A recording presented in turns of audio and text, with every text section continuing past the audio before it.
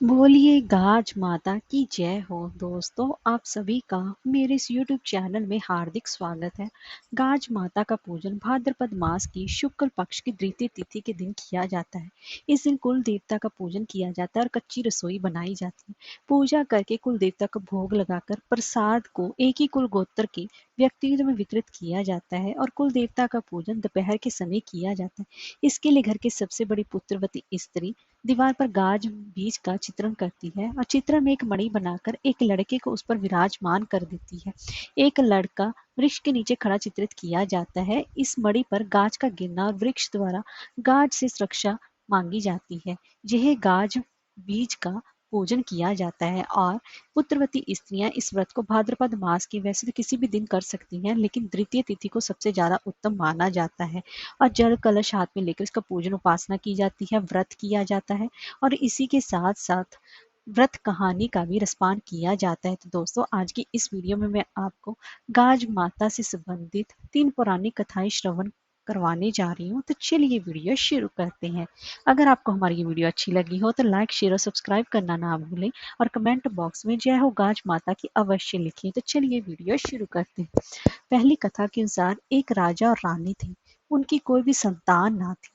तब रानी बोली कि हे गाज माता, अगर मेरे गर्भ रह जाए तो मैं तेरे हलवे की कड़ाही कर दूंगी।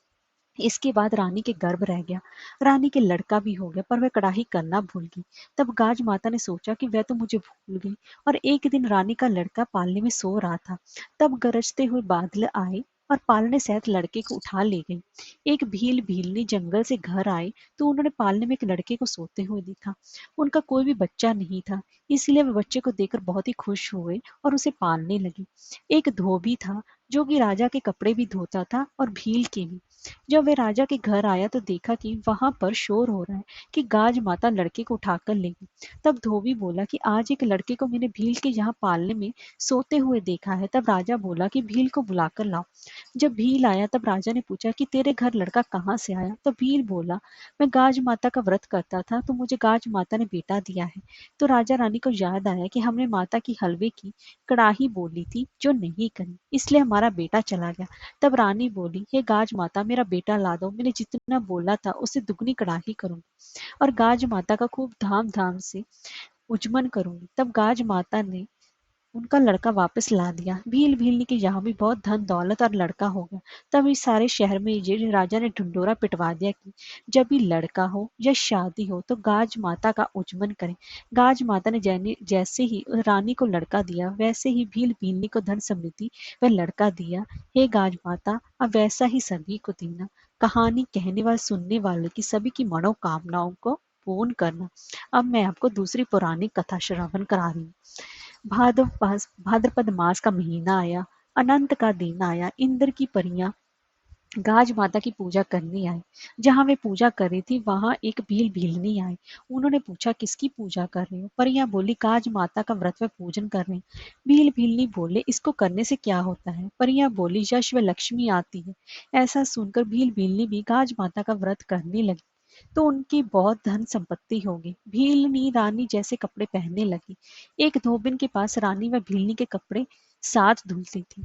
एक दिन कपड़े बदल गए। रानी नहा धोकर कपड़े पहनने लगी तो देखा तो कपड़े तो बदल गए। तुरंत धोबिन को बुलाया और पूछा, मेरे जैसे कपड़े कौन पहनता है और मेरे कपड़े बदल गए हैं। धोबन ने कहा, एक भीलनी है। तो रानी ने कहा, उसे तुरंत बुलाओ। भीलनी को बुलवाया गया और पूछा, तूने चोरी की या डाका डाला तो जो मेरे जैसे कपड़े पहनती है। भीलनी बोली, मुझ पर तो गाज माता प्रसन्न हुई है। रानी बोली, मेरे भी बच्चा नहीं है तो मैं भी ये व्रत करूं क्या। भीलनी बोली, व्रत भले ही करो पर भंग नहीं होना चाहिए। रानी ने व्रत करने शुरू किए तो उसके लड़का हो गया। बहुत खुशी मनाई गई। वापस गाज माता का व्रत आया तो पड़ोसन को पूछने गई कि मैं रोट कैसे खाऊं, बच्चे का पेट दुखेगा। पड़ोसन कुछ नहीं जानती थी, बोली, कंकर या कसार व मोगन या मगध खा लेना, रोट नहीं खाने से। गाज माता रुष्ट हो गई। रात को 12 बजे पालने के साथ बच्चे को अदृश्य कर दिया। 3 उगते ही बच्चा व पालना दोनों की खोज शुरू की गई, पर बच्चा नहीं मिला। रानी बोली भीलनी ही बताएगी। उसे बुलाया गया और सारी बात बताई। भीलनी बोली रानी का व्रत भंग हुआ है, अब अगले व्रत का ध्यान रखना। रानी के फिर एक लड़का हुआ। रानी ने भक्ति भाव से गाज माता का व्रत किया। गाज माता प्रसन्न हुई और पहले वाला बच्चा वह पाला वापस रात को लाकर रख दिया। बच्चे को पाकर सब खुश थे। तभी से सभी जने गाज माता का व्रत करने लगे।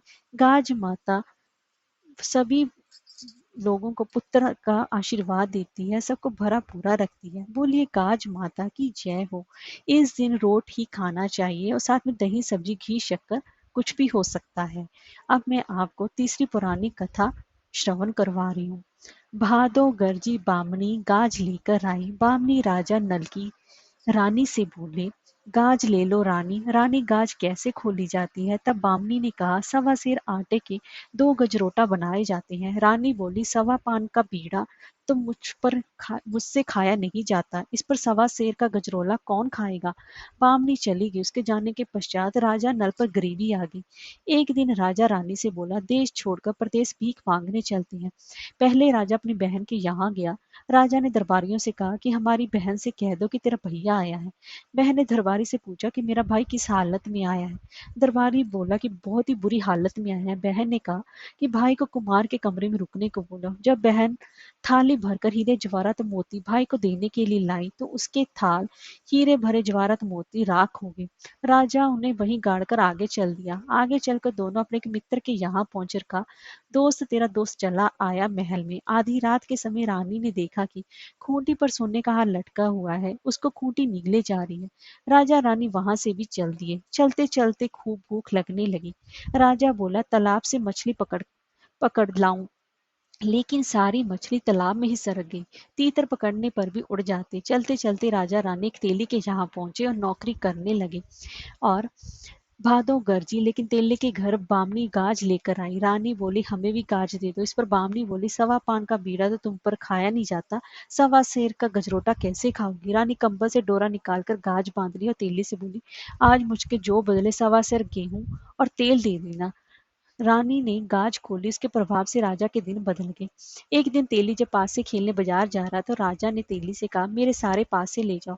राजा ने तेली से कहा जब इन पासों को चलो तो कहना चल रहे नलुआ के। इस प्रकार तेली जीतता गया। राजा मगध ने पूछा ये पासे किसके हैं? फिर तेली ने कहा ये राजा नल के पास है। दोनों राजाओं की पत्नियां गर्भवती थी। राजा मगध ने राजा नल से कहा अगर तेरे लड़का होगा और मेरी लड़की होगी तो उनका विवाह करेंगे। बहुत दिन बीत गए। जब राजा नल रानी से बोला रानी अब हम अपने देश को चलें। जब वे अपने देश को चले तो तालाब से मछली निकलकर रानी के पैरों पर लिपटने लगी। तब दोस्त के यहाँ गए तो खूंटी खुद ब खुद हार उगलने लगी। राजा अपनी बहन के यहाँ पहुंचा तो खबर कर दी। उसी कुमार के यहाँ आकर रुका था। थाल भर रखे हीरे मोती हो गए। फिर राजा अपनी नगरी पहुंचकर सुखपूर्वक जीवन बरस रहने लगे। हे गाज माता जैसे अपनी कृपा राजा नल पर करी वैसे सब पर करना। कहानी कहने वाले और सुनने वाले सभी की मनोकामना को पूर्ण करना। बोलिए गाज माता की जय हो।